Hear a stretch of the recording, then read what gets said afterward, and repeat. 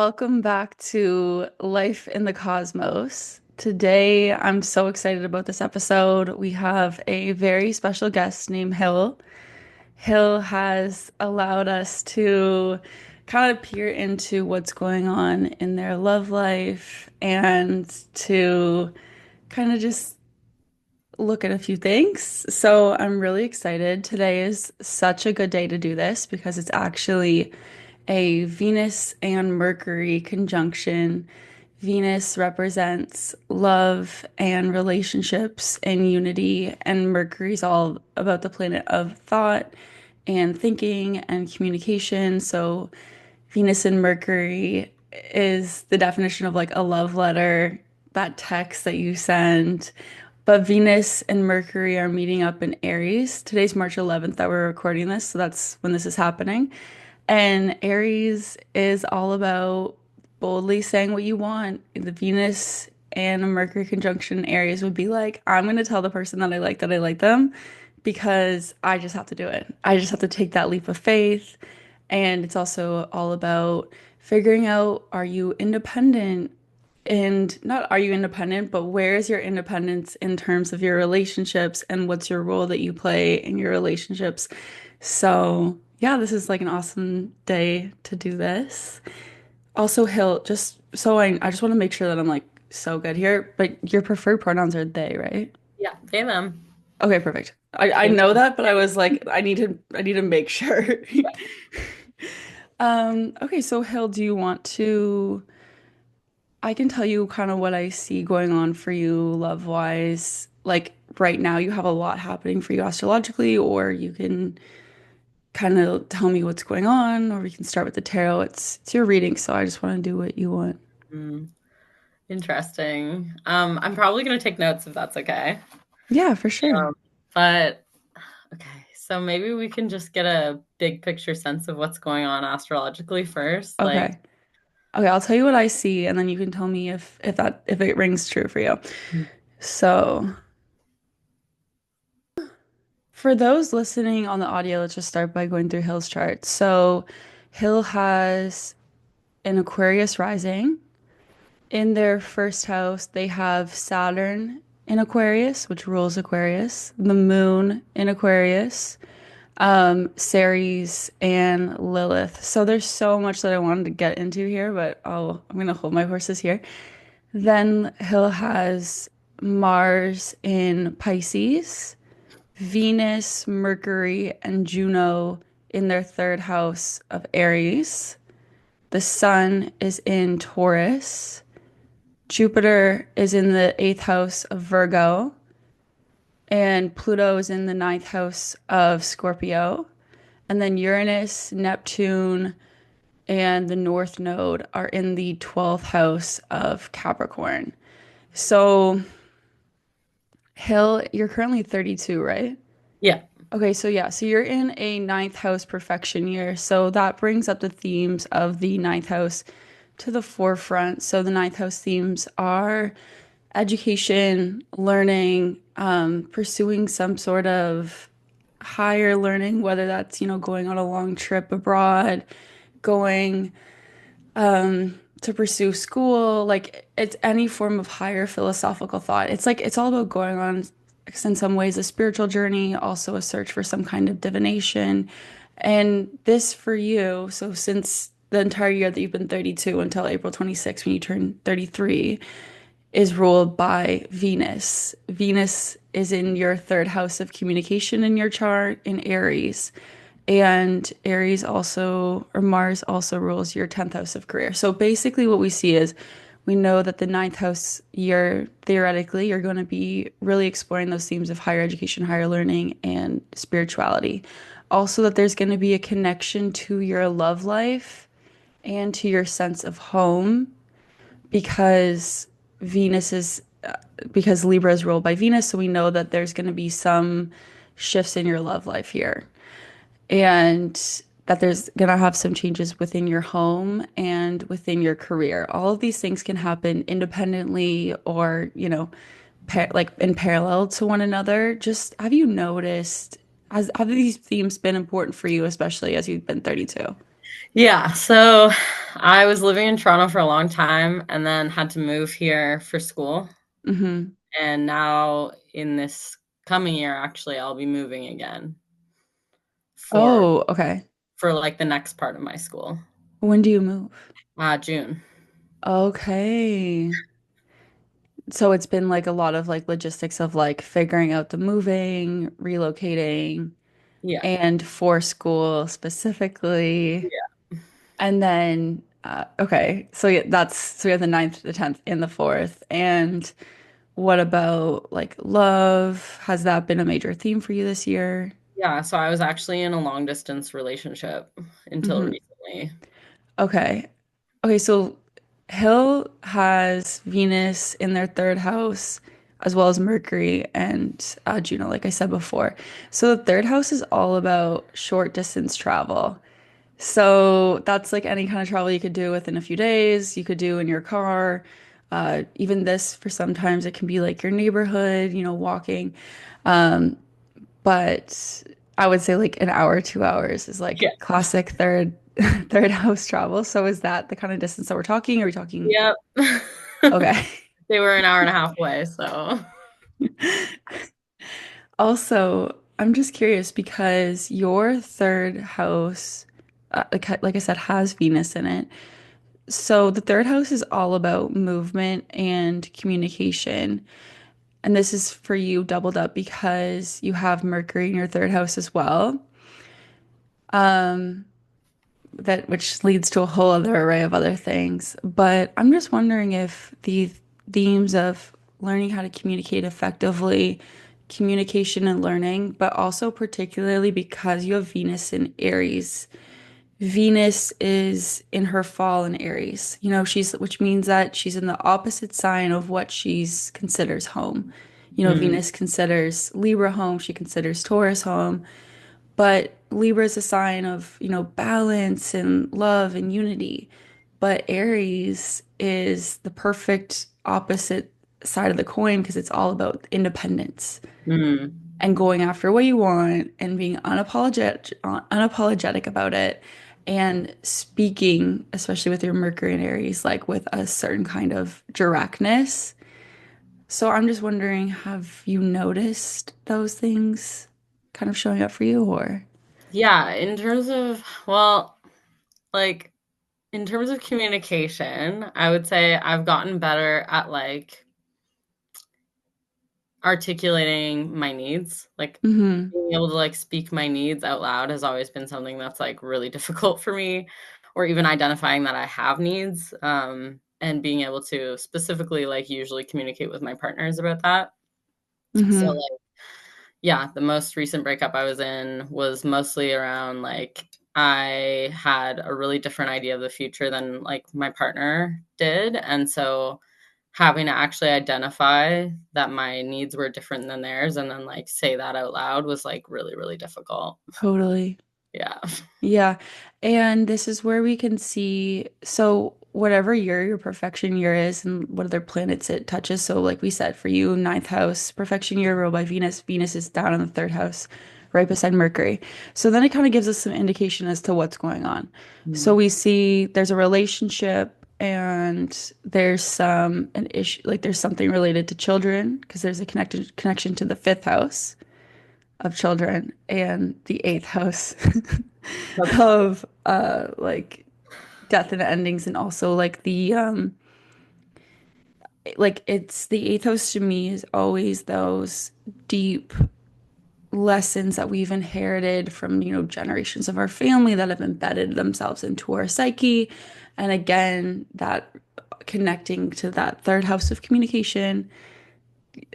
So do any of those things stand out to you? Yeah, like I don't know, would the death in this sense like represent literal death or would it be more like an ending or like I think it can represent both. I think it can represent an ending as well. I think especially because it's all about our darkest places. So yeah, it's like a mm, death like metaphorically and literally. yeah. So there's a lot there, but like for now I feel like the important thing is yeah, the relationship ended basically because we were on different pages about having children. So Mm-hmm. yeah, Yeah. That's such a tough one. yeah. I feel like that's like one of the hardest reasons to end a relationship because it's not like the love is gone. No, like absolutely not. It was like a very, very perfect relationship otherwise. So yeah, Mm-hmm. it was definitely difficult. But yeah, as soon as you said, I don't even remember what you said, but it was like Venus was connected to like the eighth house and we see children. I was like, holy crap. I know. I know. I know. It's pretty wild. Okay, let me paint this picture astrologically because we were kind of just talking about like basically we're talking about your natal chart here, but Mhm. I want to paint the picture of what's going on for Hill on a broader astrological level because Mm. there's a lot of things that are showing that these are major themes in your life right now.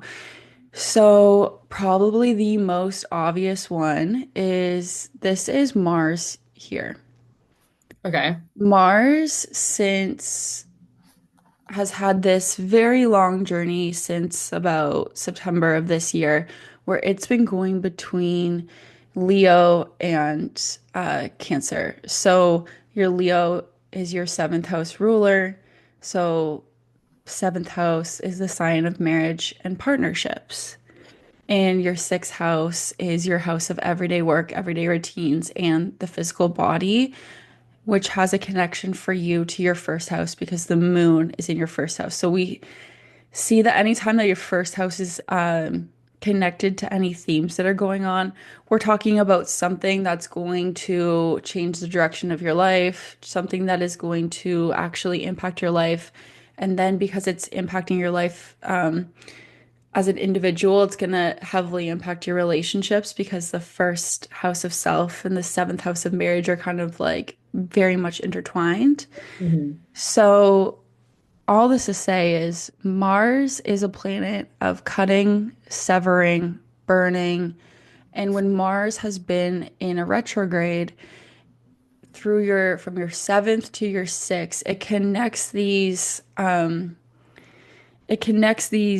themes of your life together. So we put the planet of cutting and severing through the seventh house and it walked backward. Where it's going to go again, it's going to walk back into your seventh house, pretty soon in like a month or two. But basically, it's to say, like, you were putting, when Mars is in retrograde, it's about putting a lot of energy into trying to figure out a problem. And you're like, why is this not moving forward in the way that I want? But okay, maybe we got to backtrack here. We got to go look at this issue in another way. And then this somehow connects us to your sixth house of work and your everyday health routine and your body. So it's almost like if these issues had a really strong impact on your body, or if there was something going on in your work and everyday work life that was, somehow just happening parallel or connected to, but it's either like your body being affected by the stress that's been going on in your relationships, or just, I don't know. What do you feel about any of this? Yeah. Um Basically like it was the conflict was something that like was for sure like weighing over me and like I really wanted it not to be the case that we felt differently Hmm. about things. But eventually I got to the point where I was like, I know we feel differently about things. And I'm in like the last kind of 6 weeks of um, in school education right now. And I've been working on this goal of finishing this program for the last like 4 years. So it was kind of like, I don't want to say the perfect storm, but it was almost like too much all at once. And like, that's kind of the reason behind the timing around like the end of the relationship, unfortunately. It was just that like there's so much on my plate right now. And it's like, as much as I would have like loved it to work out or love for us to be able to like take the time to work things through, like I don't have the bandwidth at this time to be able to like navigate these like high level conflicts. Yeah, Yeah. totally. I'm sorry. Yeah. So it's That like, sucks. it's interesting though that you're saying there's like busyness and stuff associated with like education or work. Hmm. and this like ending kind of. Yeah. It kind of sounds like you had to prioritize the work that you were doing every day, which would be Mhm. the sixth house work, and then the ninth house of education, and like prioritize yourself over this other thing, no matter how much you wanted to. Yeah. Wow. That's a super strong decision, though. Really sucked though. Like, Yeah. yeah, it Yeah. really sucked. It's Es- like on the one hand, I know that I need to start choosing myself. Like, mhm. I'm turning 33 next month, and it's like I can't keep just like keep going status quo. Like I have to be able to speak what my needs are and like chase after those needs. Mhm. It is it's definitely feeling like a tough transition to learn that lesson. Specifically of speaking up what your needs are. Yeah. Yeah, that's so interesting. So, because you have, it's, it's so, do you find, so it seems like there's two issues. Like one is like speaking your needs, which I would associate with Mercury and Aries, which is a really interesting thing, especially with Mercury and Aries being in the third house, because typically what I would associate with Mercury and Aries is that they have no problem speaking Mm. what they want and this like level of brashness and like being blunt. Do you feel like that's your communication style, or do you feel like your lesson on this earth is to learn how to speak, or you feel like you speak directly, but not when it comes to your feelings? Just where do you land on that? Yeah, like kind of that last thing you said is like I can be a very direct person, Right. but it's almost like I struggle to identify what my actual needs are. I tend to go along with like what I think is like best for the group or like easiest. And especially the last 5 years, I would say it's been like a huge turning point in my life that I'm starting to learn to identify my needs and like wants and like act on them. Hmm. Mhm. Yeah, I'm sure that the next few years will be a major turning point for that for you because your Mhm. third house of communication is ruled by Mars, and Mars is placed in your second house of Pisces. And what's happening right now until 2027 is that there's eclipses which signal major endings and major beginnings through your second house of um feelings of self-worth, money, finances, and your eighth house of death, attachments, other people's money. So just because basically it's putting a lot of pressure on the ruler of your house of communication, because Mars is going to get directly aspected, it's almost like it's going to ask you to learn how to communicate what it is you truly want. And especially with the connection to the eighth house, I always associate the eighth house with true and deep intimacy. I think that's why it's associated with sex a lot. Mm. But it's not the kind of like, it's not the fun dating sex. It's not like the, okay, we're in love sex. It's like the, I've just spilled my whole heart to you, and here I am, and this is my soul, and I'm looking at your soul, and we are like laid bare in front of each other. Whoa. You know what I mean? So it's Yeah, almost like makes me wonder if it's like, is it learning how to express those parts of you? interesting. Hmm. I guess we'll have to see what like the future brings in Hmm. the Hmm. next couple of years. Like the financial part definitely stood out to me. I really don't know what like the future holds for me romantically. Hmm. It'll be really interesting to see. It will be.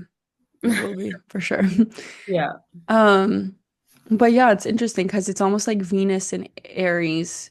She needs to be able to put herself first in love, and Venus, and I think whatever natal placement that you have, I always think of it as like leaning into that energy. So Venus in Aries is like, I need to fulfill myself independently, and I need someone who can match my level of like adventure and desire for something exciting, whatever that is to you.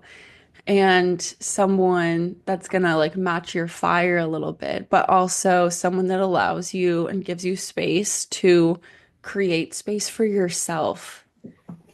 And I'm just wondering, like, what has that what has that been like for you in relationships? Have you been able to take up the space that you need? How would you describe yourself like in relationships?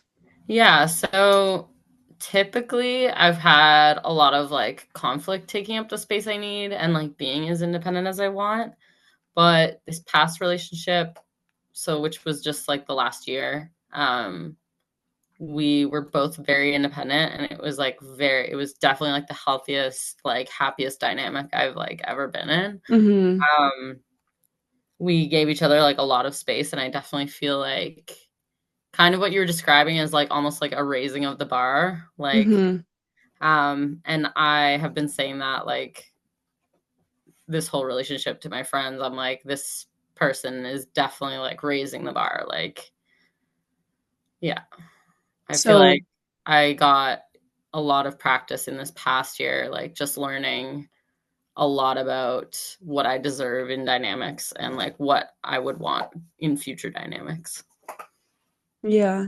Yeah. It sounds like you're saying um that like that you were shown that that independence was like necessary for you to have a healthy relationship. Mhm. That's really, really cool. I love that. I love thinking about how it's like leaning into that placement actually is like the Mhm. secret to kind of what you need. That's so fascinating.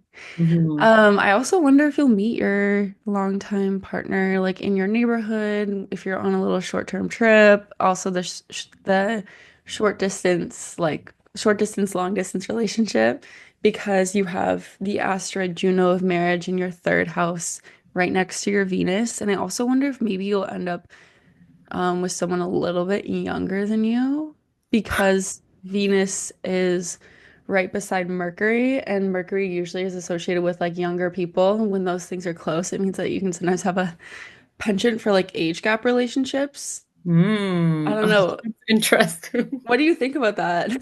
This is just my own theory that I'm kind of like playing around with. I've definitely dated younger before. And I've dated older. I don't know. It really depends on the person. It like really Mhm. depends on the person. Yeah, that would be interesting. It's something I'm not like it depends on the gap. Let's be real. Right. We're not looking for Jovi here. Yeah. But like, yeah, it's definitely something I'm open to or like I guess wouldn't be surprising because I am just like going to be starting a new career even though I am in my like mid 30s. Mhm. Um and so I'm kind of at a different time of life.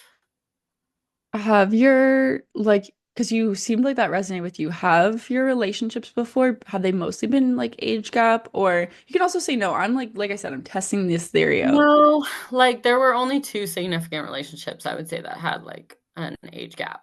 Um, Hmm. but the rest were like within a year or two Hmm. of age. Also, just curious. So with Venus and Aries, I would always associate this with someone who was very open about going after who and what they want. Mm. But one thing that you're kind of showing me is maybe that is more about like the energy that you're supposed to embody. So in the like courtship and dating phase, how do you go? Do you make the first move? What's the vibe? Um,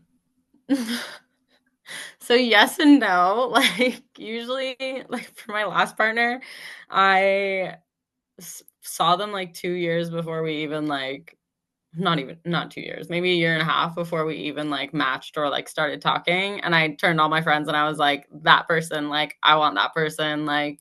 And then I never made a move. I tried sliding into their DMs, but like Oh, it but was you not did you slid into their DMs. kind of, but not really. Wait, what? Okay. It was unsuccessful. Oh, like they didn't receive that that's what was happening, that you Yeah, were like exactly. trying to, yeah. Okay, cool. But like I do tend to be like pretty shy, like unless there's like in the past like alcohol involved or whatever. Like Yeah. yeah. Especially if I really like someone, I like struggle to like tell them or like take those risks. Yeah, Yeah. that's interesting. I mean, I'm just kind of thinking because it's like so interesting because a lot of what you're telling me is so opposite to like the classic Mercury and Aries, but I'm looking at the other placements in your chart and you have Saturn in your first house as well as the moon, both in Aquarius. So what that makes me think of is a couple things. You said that sometimes you have difficulty prioritizing your needs, and allowing yourself to like move through wanting those needs and expressing them. And I feel like that might come down to having the moon in your first house of self because the moon is incredibly nurturing. The moon cares, the moon loves, the moon is magnetic and ethereal. And I find that moon people draw a lot towards them. So sometimes it's like the boundaries can be non-existent at times because it's like, oh, but I'm just spilling over and taking your feelings into, and I'm gonna collect them into myself. And so it makes it hard when you're always caring for other people to ever establish like what it is that you truly want. And then Saturn is a planet that's going to be like have a sombering effect on someone. It can make someone more disciplined and kind of reserved. It can also mean that before 30, like your life was much harder. It can make it so I have a whole bunch to say to you about this Saturn placement. I'm not sure if it's going to fit in today, but I'm so curious about it with you. We can get into it if you want. Oh, as soon as you said like living up till 30, like not maybe the way you would have wanted, I'm like, oh, damn. Yeah, do you want me to tell you what I see, or I'm just Yeah, I do. I'm very okay, interested in that. okay.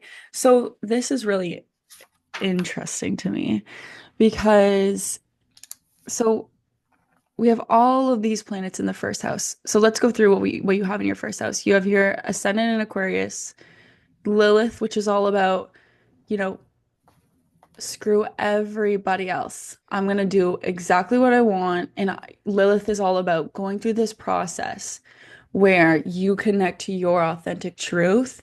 And through that authentic truth, you have to put yourself in a position sometimes where you're going to get ostracized because you're living life in a way that's so authentic to you. And wherever Lilith is placed in someone's birth chart, Lilith was greeted like on a mythological standpoint with a lot of hatred, a lot of venom, and a lot of stories were told about her.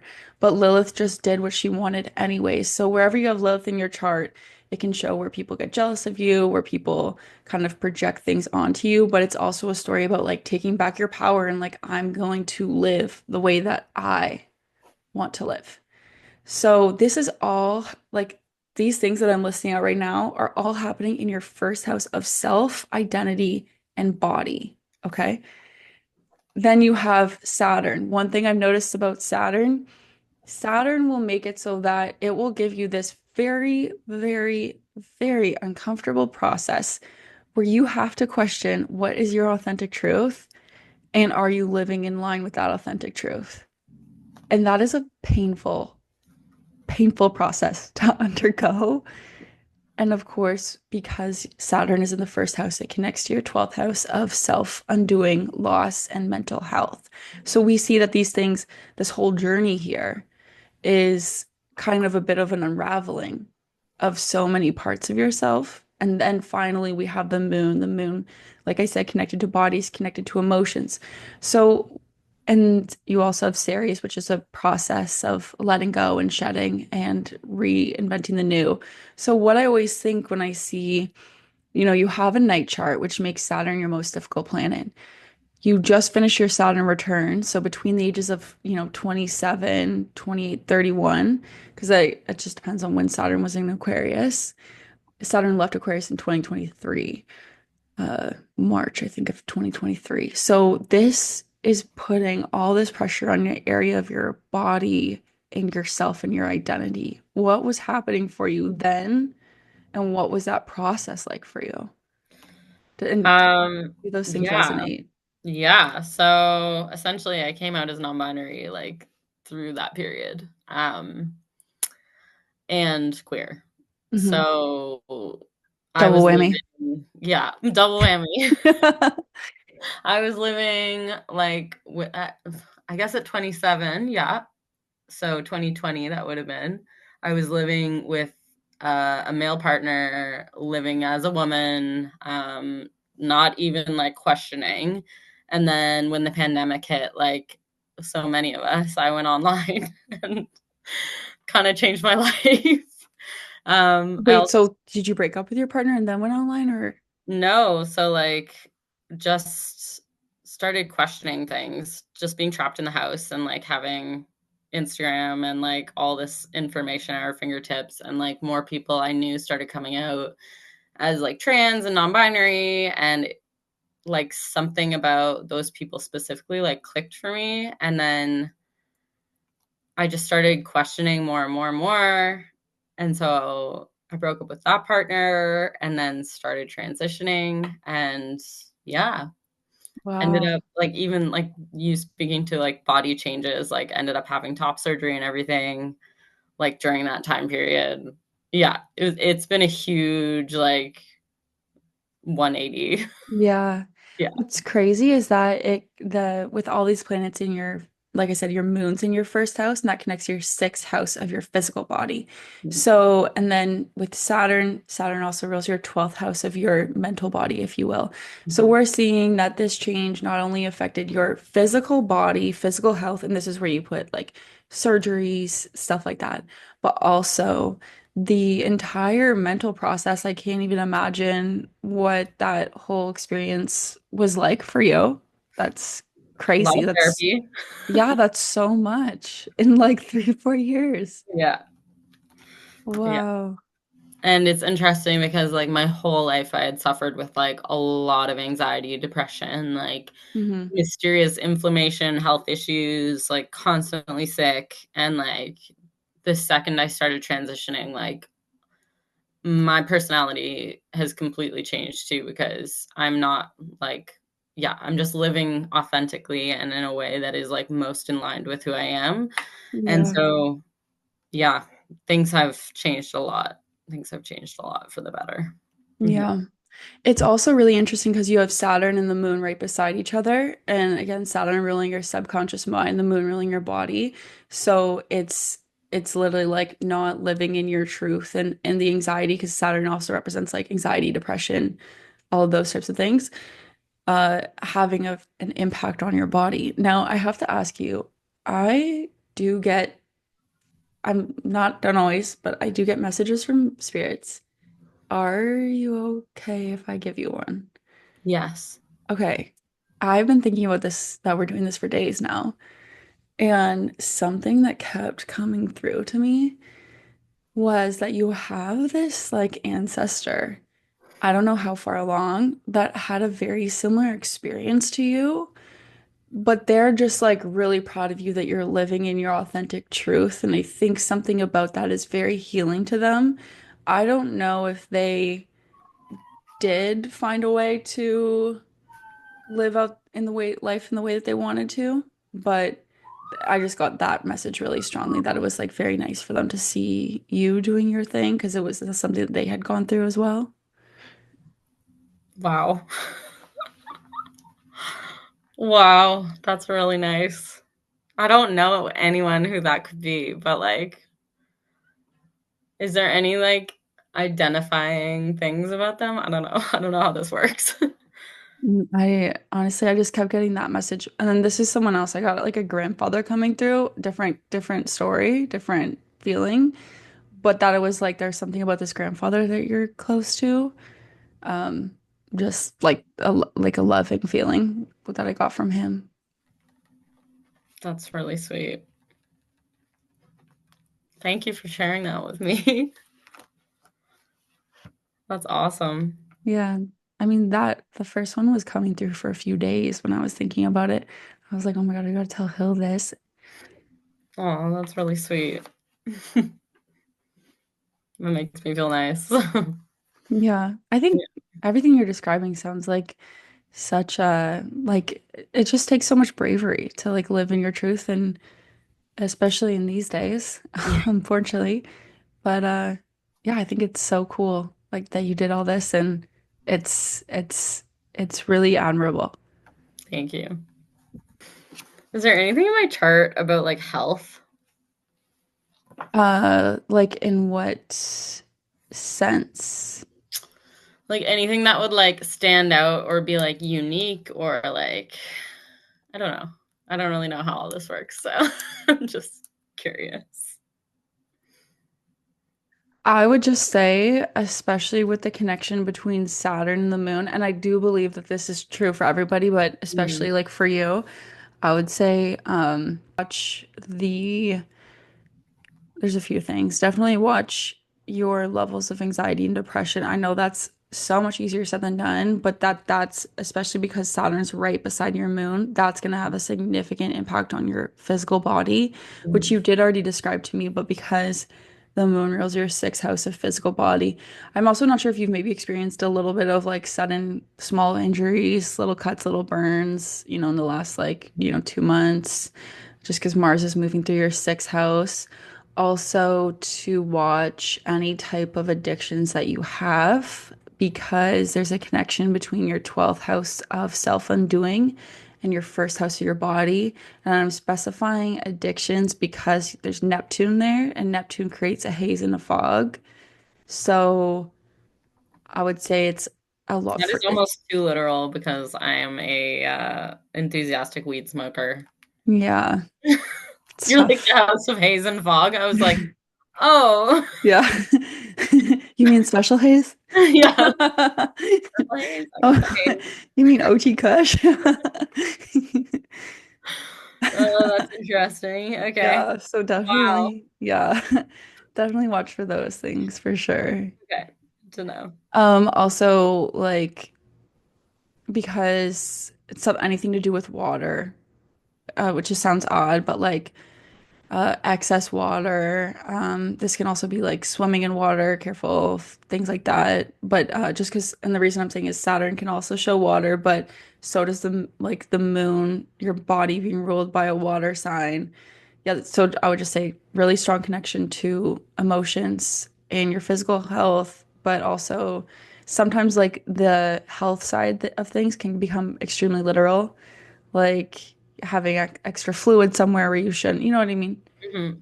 But I don't see any like you're gonna actually, as of June of next year, your health is probably gonna be really good and so will your work life because Jupiter is gonna be moving into your sixth house of health. So this could be a time where, you go for a checkup and they find something that like saved you so much in the long run because they find it early, or your health is just amazing Yeah. and like that kind of stuff. But what's really interesting is you've had Jupiter going through your fifth house of children, fun, creativity, sex, and dating since June of last year. So I'm not surprised that that theme of children has been emphasized on such a huge level for you Mm. and is such a major like thought process going on as Yeah. well. Yeah. Yeah. Yeah, for sure. That's interesting timing. My nephew was born last year, so Yes. yeah, Yes. children. And yes, that actually is perfect because Gemini rules your fifth house. And uh, it's also kind of like a queer thing, I think, too, because Gemini is I always associate Mercury with androgyny. And they say Saturn and Mercury are the two symbols of queerness. You have Saturn in your first house, so like literally like in your life, and Mercury in the fifth house of dating and sex. So Okay. I just think that's funny, but also with you said you had a nephew being born. Yeah, Yeah, so in your fifth house is connected to your third house as siblings. So literally it's like your siblings kid was born. that's great. That's Yeah. so cool. Yeah, it is so cool. It There's is. so much in there. That's wild. Yeah, it's crazy. Also, is like you're just going through such a huge transformation process Sorry, you can totally hear the garbage truck outside my house. But you're going through such a huge transformation process over the next like 16 years because Pluto just moved into Aquarius, which is your first house. So who you are at the start of this cycle is not going to be who you are when you end. And like that can be a beautiful thing. Okay, that's interesting. Are Yeah. there any like clues about what these transitions will look like? Over the next 16 years. Hmm. I think there will be okay, so we're talking a very, very broad time frame, right? So let that be known. But basically, the way that I would do this is I'm gonna kind of like as Pluto moves through, it's gonna be conjunct, which just means it's gonna be at the exact same spot as a natal planetary moment. So for you, let me just also say there's going to be a lot of very positive transits for you. There's going to be a lot of other things happening in the mix, but if we're talking purely just this Pluto cycle, so I don't know, I'd have to look a little bit deeper into when exactly this would go conjunct, but I'm going to say like in a year or two.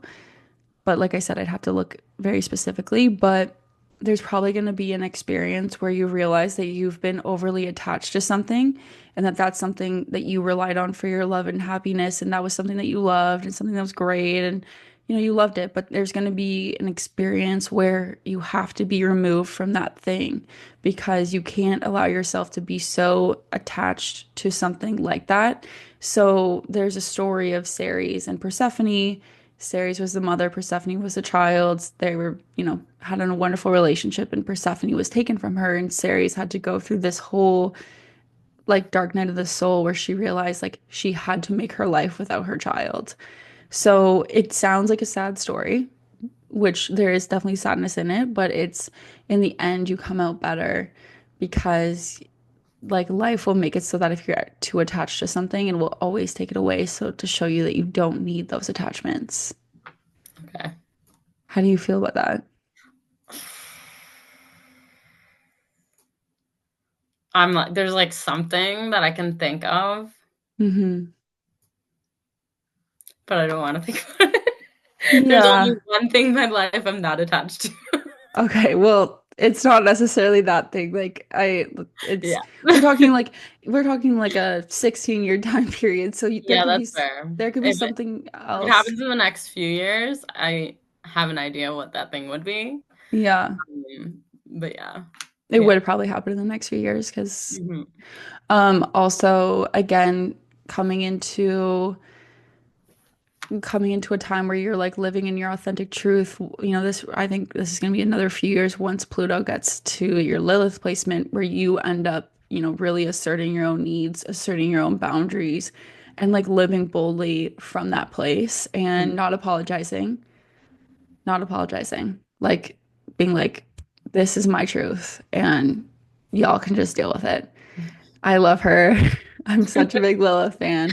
And then probably near closer to the end of this 16 years, so I don't know, like 12, 13 years, then Yeah. you'll get to the Saturn placement, which will probably just be another, you know, recalling you to be like, are you living in your truth? And that will have a connection to your body. Like, you know, is it like, have you been taking care of your body? Are you taking care of your anxiety? Have you taken care of yourself? Are you overly nurturing everyone else but not nurturing yourself enough? But anyways, it's this extremely transformative period for you. Mm.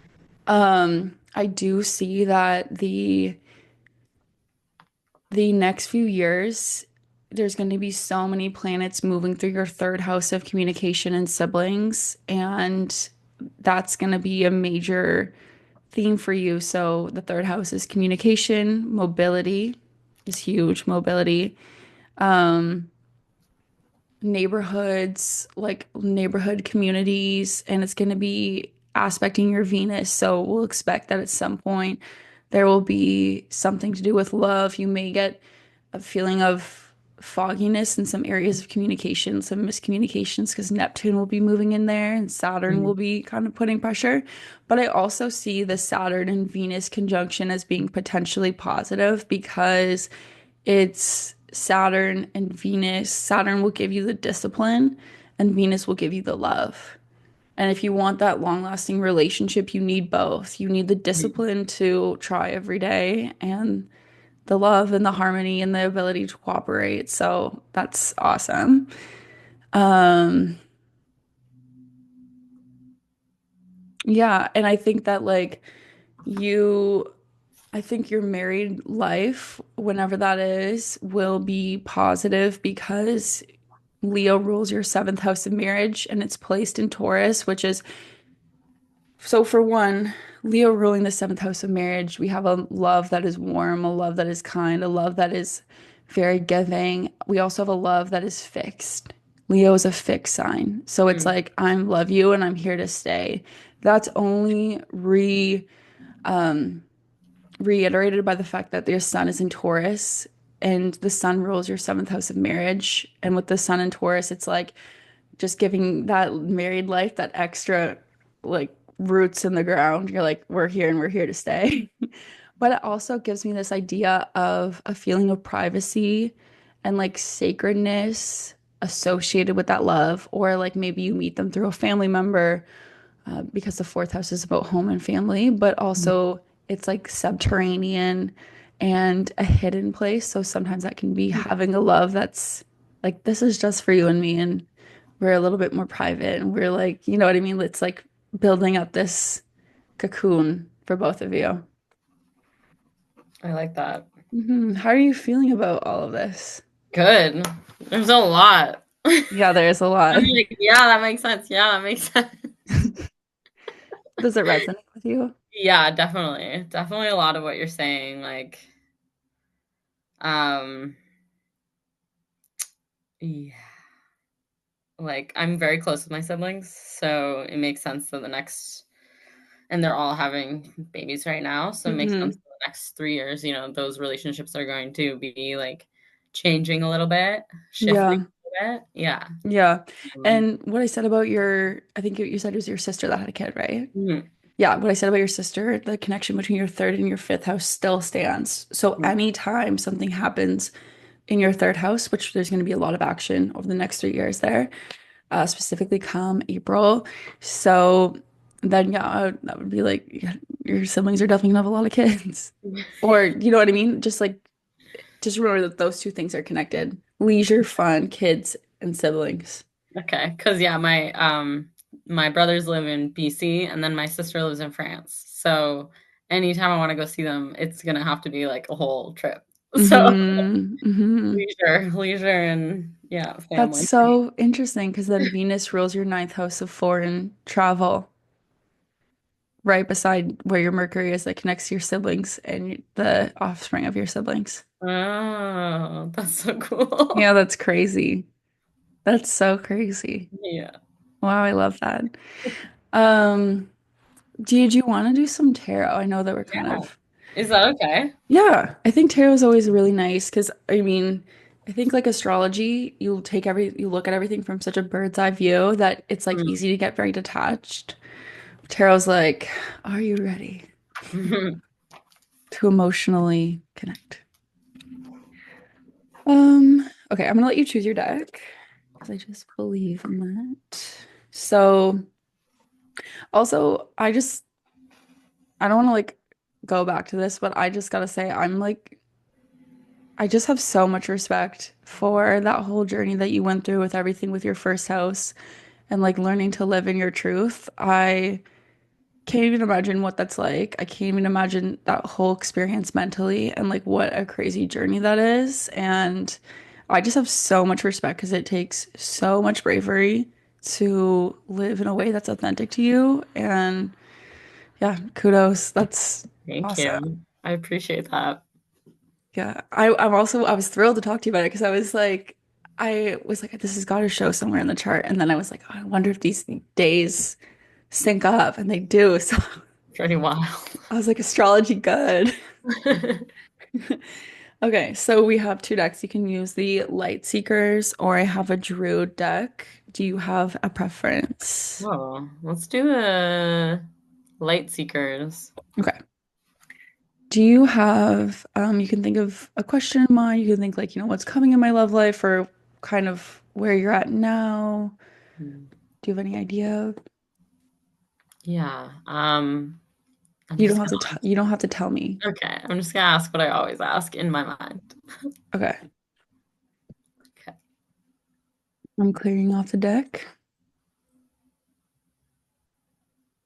Get my energy off and everyone's energy.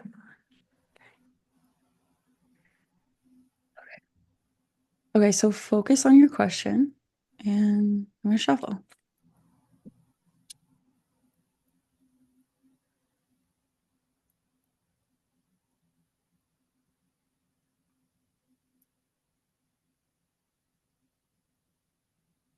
And you're just gonna tell me when to stop. You can stop. Okay. Do you want me to pull from the middle, the top, You can pull from the top. here? Yeah. Okay. Do you have a specific amount that you'd like to pull? Let's do three. Oh, beautiful. Cool. I kind of, yes, I love this. Okay, so basically, I'll tell you what the cards mean. You can tell me if you like after your question, and then I can kind of give you the lens through that question as Mhm. well. We have a whole story happening. So we have the Page of Cups. Okay. Such a nice card. I love this card. The Worlds, the Fool, and at the bottom of the deck, we have Judgment. Okay. So this to me is a beautiful journey of love and hope. I'm not trying to sound cheesy, but I'm not succeeding. And I know that this is like definitely a love journey because so to start off, we have the Page of Cups. Yep. The Page of Cups is a card of love. It's a card of like when pigs fly. It's allowing yourself to get swept up in the crush, in the like naivete, if you want. Like it's allowing yourself to believe in just having a crush on someone. And if this isn't about love, it can be about reconnecting to your childlike sense of wonder, your sense of joy. A feeling of magic and serendipity is so much a part of this. And this card was originally reversed when I pulled it.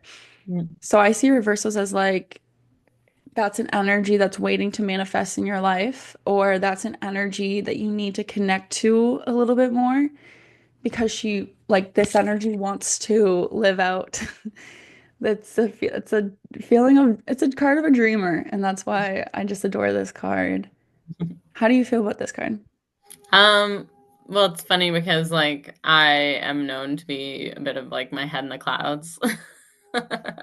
Which is for those listening on the audio, basically exactly what this photo looks like. Yeah. But lately I've been like so yeah, basically my question for the deck was what do I need to focus on or like really think about right now? Hmm. And lately I keep saying I need to put my head down, I need to put my head down, I need to put my head down, but it's like actually maybe the cards are telling me like like maybe Yeah, it's okay to still have dreams and not just definitely. be like head down and focused on school and work right now. Yeah. Also, I think because this was reversed, I don't always read reversals, but Mm, sometimes this can be like reversals can be an internal manifestation of that. mm, It's like allowing yourself to have that sacred dreaming space, but maybe it's not necessarily something that you're expressing or living outwards, but something mm. that's happening inside of you. Right. But if I believe that your intuition already knows, so if you're thinking like, oh, this is what this is telling me is to live in this dreamy I would place. like to. Well, I believe in your intuition. I think whatever your intuition says is the truth. But yeah, I think this is the place too. I think like just on a non-tarot level, I think this is the place where love is and like hope is, you know? Mm, It's like we can't totally disconnect from that dreamer part of us. Otherwise, life sucks. yep. So then we have the world. The world is all about a completion, an ending, a closing of a chapter. And it's also a great card because on one hand, like if you were asking, like, is my ex gonna come back to me with this card, it would be like, no. It's done. It's over. Oh, sorry. Oh my God, this is the wheel. I was wrong. I was saying the stuff for the world. This is the wheel. So the wheel is all about a changing of the tides, a turn of the fates. So what was once down now must come up. What was Mm. up now must come down. So it's like saying that where you are now is not where you will always be, and allow yourself to find comfort in that because the tides of fate will change again and change in such a huge way for you because then you have two major arcana cards of the Fool and Judgment. The Fool Mhm. is all about, I love to see the succession of these cards with the Prince, the Page of Cups, and the Wheel to the Fool because the Fool is all about going on a new journey. It's, I'm gonna jump off this cliff and I'm not gonna look back and I'm just gonna throw myself into the unknown with basically nothing but the hope in my heart. So that's kind of why I love to see the Page of Cups here. And I think you're right to allow yourself to connect to that dreamer space because that's kind of what the Fool needs to like to fuel them on their new journey. Mhm. So it's a whole new beginning for you. And it's just funny because you did mention at the beginning that you're moving again and you're gonna do have this whole new experience. So I love to see that there's like a new beginning Yeah. and also that this new beginning might be coming from um a place that's like much greater, like whether you want to call that like the divinity inside of you, like your higher, the person, like the higher knowing, or whether you want to call that like it's like hearing the call and going towards it. So whether that's like the fates are like we have something very specific for wherever you're going, so trust that, or whether that's like your own soul being like, I don't know why, but I need to take this step. And because this step is somewhere towards my truth, even if I can't quite place why, it's also a rebirth. So there's this really beautiful journey about like Mhm. connecting to your dreamer space, the tides of fate turning and leaping off into the unknown, and that leap being supported. Wow. Yeah. Yeah, like, it's definitely, like, my career stuff that's happening, Mhm. for me is what these cards are saying is, like, yeah, like, keep your hope, keep your faith, like, we don't even know where we're gonna be placed in June, Mhm. and they're not gonna let us know for, like, 2 weeks before. So, there's a lot of unknowns and just, like, having to take that, like, blind faith and just Wow. know that it's the right decision, and so a lot of risks and things kind of in the air right now, so, Yeah. yeah. And you were asking about love, right? Oh, no, I was asking about what do I need to focus on? Oh, what you need to focus Mhm, on. So it's a lot of like self mhm. things. Yeah. Also, I just pulled the Six of Wands, which is all a card of success and Uh-huh. people like cheering you on and winning and victory and it being like a public victory, not just like an internal thing that, you surmounted and it was a big deal for you, but for no one else. This would be like graduating. This would be like Oh, that's so that, cool. that public recognition. That's really cool. So it seems like you're undergoing a major transformative period right now. Yeah, what's new? Yeah, it seems like you've had a lot of that lately. Yep. Yeah, which is a very literal manifestation of Pluto moving through your first house. Okay. Is it gonna keep doing that forever, or Pluto moving through your first house? No, it's gonna move in another while. Sweet. Yeah. But honestly, I always think like it's not something to be scared of. It is an outer planet, so it is a longer period, but that means that those changes, it's like instead of having a really intense chapter in a book, it's like the whole book, you're undergoing a journey, but you may not be able to be like, this is the specific moment. It's like a larger story that's unraveling and happening. And what I think about Pluto, especially Pluto in the first house, is Pluto is the underworld. Pluto is the phoenix. Pluto is has a connection to Scorpio if you follow Mhm. modern astrology, but um it's all about, going into the underworld and burning up and then reemerging as a phoenix, transformed and Sorry. Oh, so yeah, so that's basically that journey. That's so cool. Yeah. It sounds Okay. scary, but I think it's amazing. Thank you. You're like, thanks, I guess. I wrote down a lot, so this is good. Yeah. So, do you need anything else? Do you want to pull any more cards? Do you have any more questions? How are you feeling? I don't know. I feel good. Like I feel like we went through a lot and a lot like makes a lot of sense, which is really interesting. Um, I've always kind of been like a believer in this stuff, so I guess it checks out. Hmm. um, yeah, I like that even my siblings came up. That's a cool thing. Yeah, I love that. And your It's parents like, too, like everyone that's important to you shows up in your chart. that's so cool. Yeah. Yeah. And thank you for relaying the spiritual messages. Thank you. I always get a little bit nervous because I'm like, I don't know if I should, like, but that one was coming through.